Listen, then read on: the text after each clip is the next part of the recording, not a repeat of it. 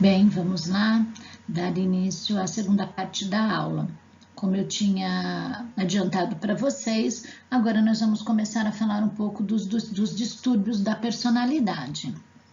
Então vamos lá. Vamos começar pela famosa ansiedade.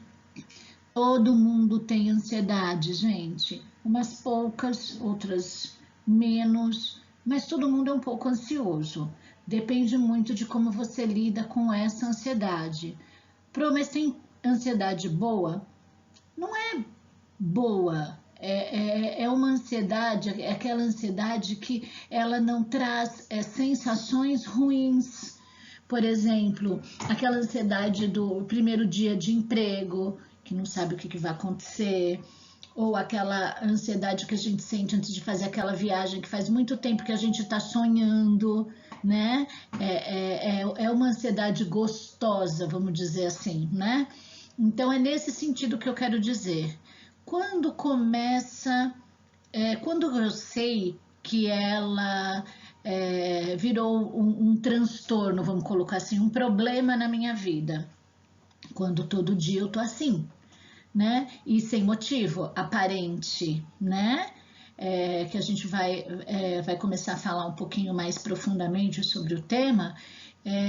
Ansiedade tem nome e sobrenome, meninas. Como assim? A gente sempre está ansioso por causa de alguma coisa.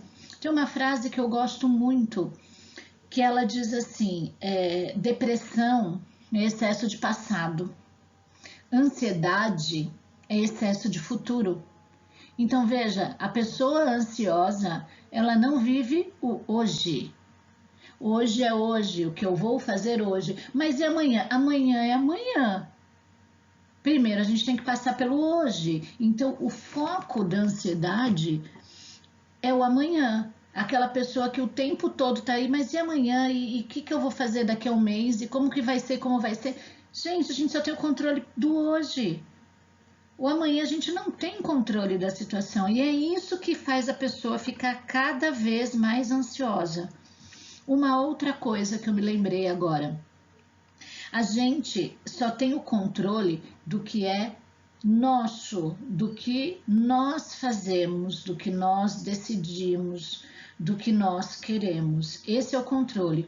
Quando qualquer coisa depende de outra pessoa, seja ela quem for, seu líder, seu chefe, seu trabalho, seu relacionamento com seus amigos, viu? Entrou várias pessoas, não depende só de você. Então, se não depende só de você, não dá para você decidir nada. Você precisa decidir em conjunto com outra pessoa, seja ela quem for. E isso faz com que as pessoas fiquem ansiosas. Ai, mas como que ela vai reagir? Como é que você vai saber? E aí você está perdendo um tempo enorme, fazendo um mal muito grande para você, pensando como é que a pessoa vai reagir. Vamos parar para pensar nessa situação que eu acabei de dizer. Agora, eu falando, não muda um pouco a visualização de vocês para as situações? Não depende de mim. O que eu posso fazer? Nada. Você não pode fazer nada. Agora, quando depende única e exclusivamente de você, ok. Mas quando as coisas dependem única e exclusivamente de você, você não fica ansioso. Você pode ter certeza disso. Então, comecem a avaliar um pouco mais com esses exemplos que eu dei para vocês. Mas vamos lá, vamos para as definições. O que é ansiedade? É uma sensação ou sentimento decorrente da excessiva excitação do sistema nervoso central, consequente da interpretação de perigo. Já falo sobre interpretação de perigo. Sintomas físicos. A gente sente mesmo, por isso que as pessoas se confundem, da falta de ar, taquicardia, nervosismo, sudorese, problemas digestivos como prisão de ventre, enjoos e gases, fome exagerada ou falta de apetite, tá? Esses são os físicos. E os psicológicos? Medo sem sentido, sentimento exagerado de irritação, ingestão exagerada de bebidas alcoólicas ou calmantes, mania de perfeição, medo de críticas, medo de errar, sentimentos de inveja e etc. Vocês acham que é pouco? Não, tem mais. Como tratar? Aprender a lidar positivamente com nossas ansiedades. Olha lá que eu acabei de explicar, focar no presente, não mascarando os sentimentos e tentando entender as causas deles. Então, assim, vamos pensar nos sentimentos. A gente estava falando agora há pouco, né, na primeira parte da aula, sobre sentimentos, afetos, etc. A gente tem que dar nome para o que a gente está sentindo. Porque quando a gente não dá nome, a gente não sabe o que sente, mistura com o que a gente está pensando e aí fica uma bagunça total. Vamos pensar assim, eu sinto raiva. Professora, mas é feio sentir raiva pelos outros? Não é feio.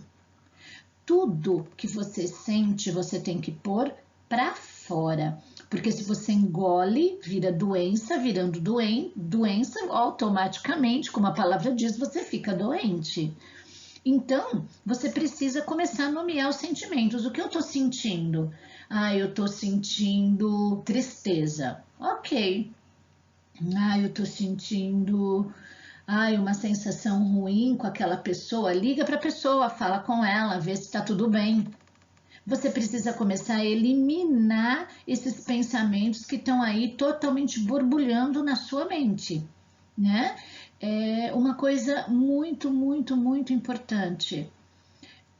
O que comanda a nossa vida é a nossa cabeça, não é o nosso corpo. É a cabeça, é o nosso cérebro que manda informações para o corpo e não o contrário. Então, meninas, tudo que a gente pensa, a gente joga no corpo. As doenças psicossomáticas nada mais são do que tudo que a pessoa passa no dia a dia, ela joga para dentro dela mesma, em vez de jogar para fora. Então, avaliem se vocês levar o famoso desaforo para casa. É óbvio que você não vai sair por aí fazendo que nem aquele filme antigo, Um Dia de Fúria, né? E sair atirando para todo lado. Não, a professora Rosana disse que eu tenho que pôr para fora. Não é assim, gente. Existem formas, existem momentos certos para se fazer isso. Mas você não pode guardar. Guardar vira mágoa. Mágoa não é sentimento, gente. Vamos separar mágoa. Água. É uma água ruim que você cultiva dentro de você.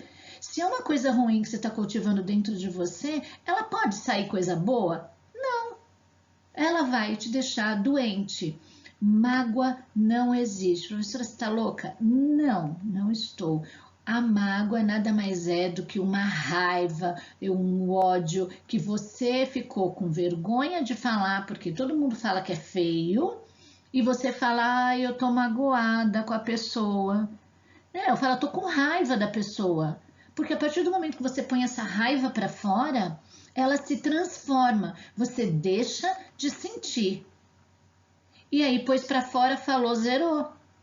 Agora, se você fica com esse sentimento ruim dentro de você, qualquer coisa que essa pessoa fizer, você vai jogar lá para dentro de você e aquilo vai acumulando água ruim dentro de você. E só para finalizar esse assunto, mágoa dá câncer. Então é assim, você tá louca. Não, isso já foi cientificamente comprovado que sentimentos ruins, pessoas que cultivam muitos sentimentos ruins dentro de si, elas têm algum problema relativo a câncer em alguma parte do corpo. Geralmente, doenças emocionais, elas se concentram na parte de estômago e útero. Então, colo das gastrites, cistite, os ites, as coisas que terminam com it geralmente estão relacionadas a emocional desestruturado, tá? Dor de garganta é alguma coisa que você engoliu e não conseguiu falar, de alguém, algum desaforo, algum sapo. Ataca garganta, ataca rinite. Por quê? Porque é uma coisa que você está tentando engolir e não consegue, e aí a garganta dói. Claro, gente, não é sempre isso, mas parem para observar como o seu organismo está falando para vocês, tá? Ansiedade, como cura, professora? Fora o que está escrito aqui de aprender a lidar positivamente. A lidar positivamente é você tentar substituir um pensamento ruim por um pensamento bom. É difícil? É. É impossível? Não. Nada na vida é impossível. Nada. Basta a gente querer. Precisa se esforçar, precisa, é dolorido, mas é possível. Tá? Uma coisa que funciona também é exercício físico. É você ver o que funciona para você. Para cada pessoa, as coisas funcionam de uma forma, né? Tem pessoas que conseguem se concentrar numa leitura para parar de pensar, outras pessoas precisam fazer alguma coisa manual para não pensar, e aí cada um faz a sua adaptação que melhor fica, que melhor sai, tá? Para controlar isso daí, a ansiedade, tá bom? Vamos lá, continuando. Deixe as perguntas para o final. Próximo. Vamos lá, agora nós vamos falar um pouquinho sobre depressão. Então, como eu já falei para vocês, depressão é excesso de passado, mas já falo algumas outras coisas para vocês referente a isso. Vamos falar sobre a definição. É uma doença causada por um desequilíbrio químico do cérebro associado principalmente à serotonina e endorfina, ou seja, são os hormônios que estão ligados ao humor e ao prazer, certo? Sintomas, olha lá, desânimo, perda de sentido da vida, diminuição da vontade de realizar as atividades diárias e os passatempos, isolamento, sono ou insônia, falta ou excesso de apetite, pessimismo, entre outros. Classificada, a depressão tem algumas classificações, tá? Ela se classifica em leve, moderada, grave e clínica. E a clínica se subdivide em depressão maior e depressão bipolar. Já falo disso também. Então vamos lá. Eu gosto muito de falar. Há um tempo atrás a gente usava muito uma gíria, eu particularmente ainda uso de vez em quando, que fala assim: fulano tá deprê. A gente sempre fala deprê, hoje a gente fala um pouco tá na bad, né? Tá na pior, né? Bad, tá na pior. E aí se refere à depressão. E o fato dele, às vezes, da gente usar a gíria de tá na bad, tá na deprê, não significa que ele tá com depressão, pessoal. Significa que ele tá triste. E isso é uma tristeza, é um sentimento normal. É uma coisa que todos sentem. Então, não necessariamente a pessoa tá com depressão. A pessoa só está triste. Temos que parar de confundir tristeza com depressão. Nós podemos ficar tristes, devemos, né? Ninguém é 100% feliz 365 dias por ano.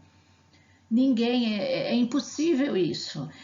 O que a gente vê aí na internet, nas redes sociais, Instagram, Facebook, etc. É bobagem, gente, é mentira. As pessoas só tiram fotos quando elas estão nos momentos bons. Momentos, olha o que eu falei, momentos.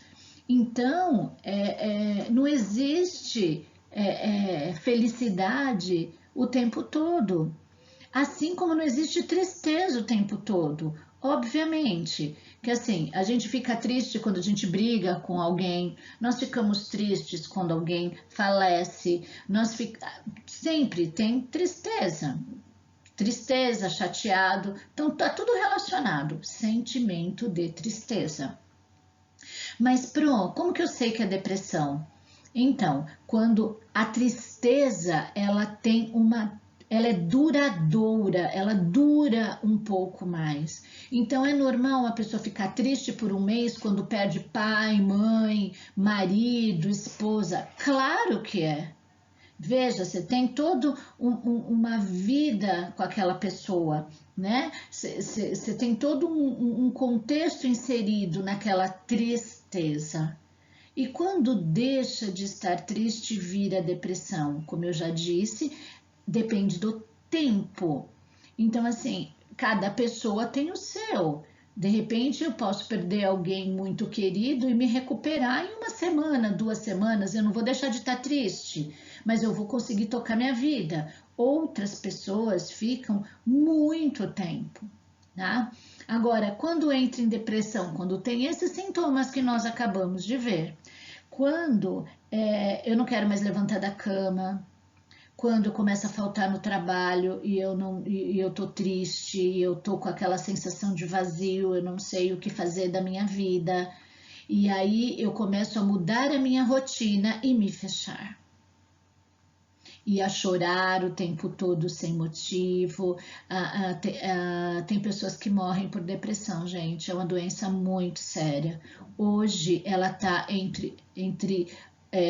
o suicídio e a depressão são doenças que mais matam no mundo, tá? E uma coisa tá ligada na outra. A pessoa que tem depressão, sim, ela se mata, infelizmente, tá? Porém, depressão tem cura. Olha só que bacana, tem todo um lado sombrio, mas também tem cura. Porém, meninas, só se a pessoa quiser se curar. Também, junto com esse quadro, existem as pessoas que passaram por uma depressão e fazem da depressão uma muleta para não fazer mais nada na vida a não ser dizer: ai, mas eu não posso fazer isso, eu tenho depressão. Eu não posso trabalhar, eu tenho depressão. Eu não posso sair de casa, eu tenho depressão. Ou a pessoa sai de casa e faz tudo que uma pessoa num estado emocional equilibrado faz, mas trabalhar, ela tem depressão, ela não pode trabalhar. Acho que eu consegui me fazer entender, tá? Uma coisa também para vocês pensarem. Então, tem cura. O tratamento.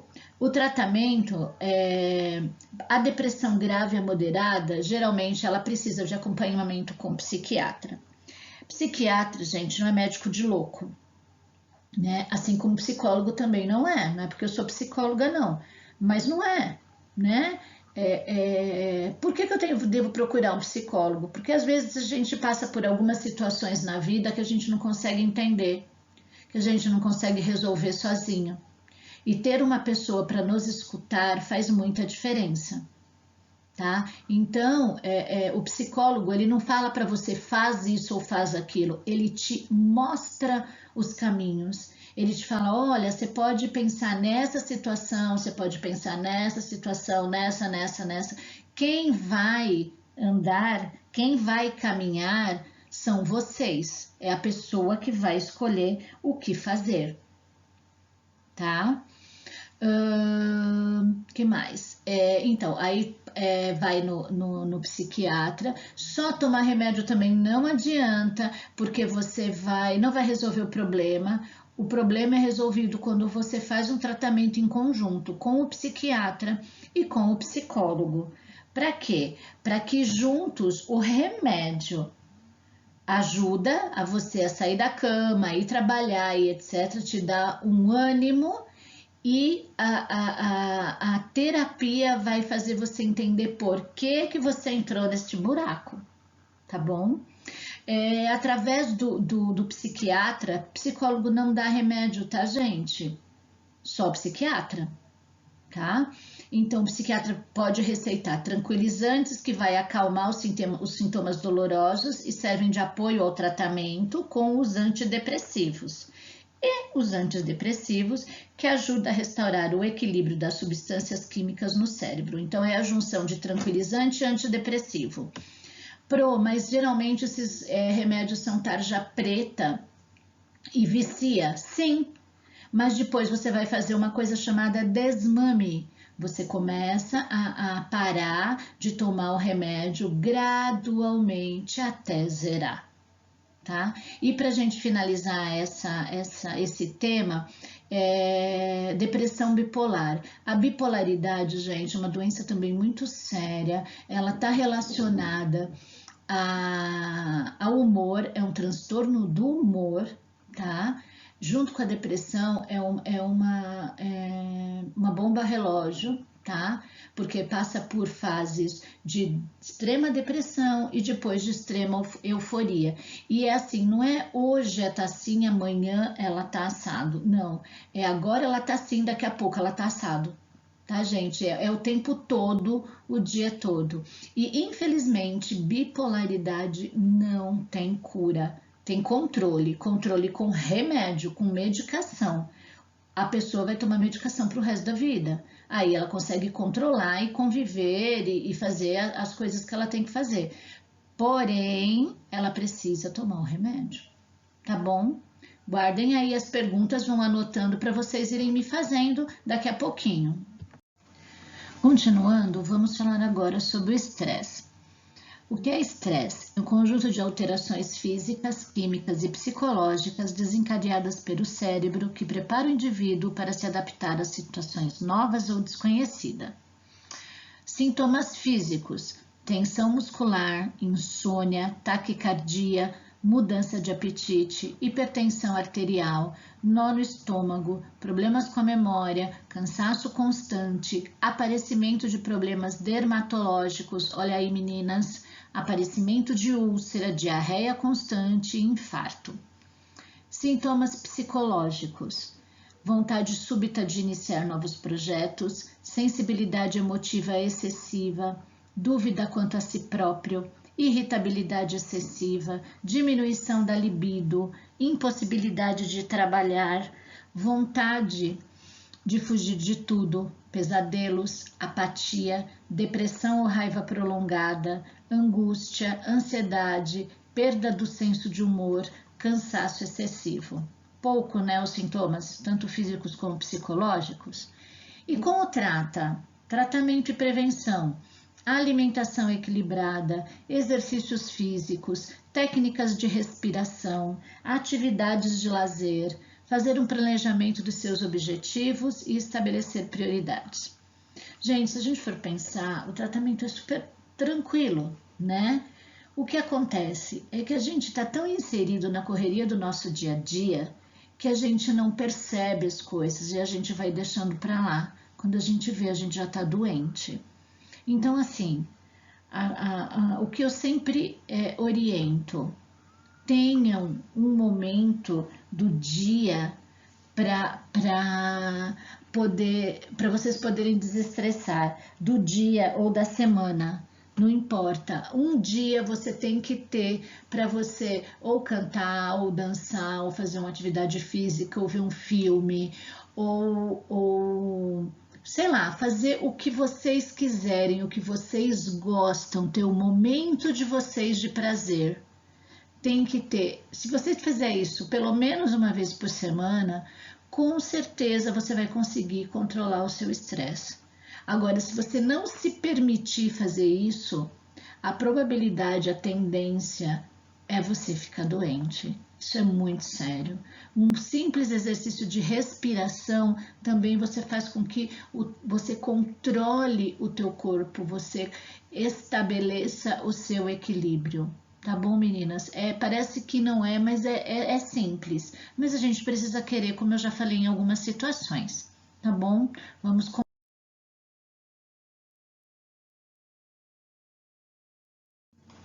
Agora vamos falar um pouco sobre psicose. O que é psicose?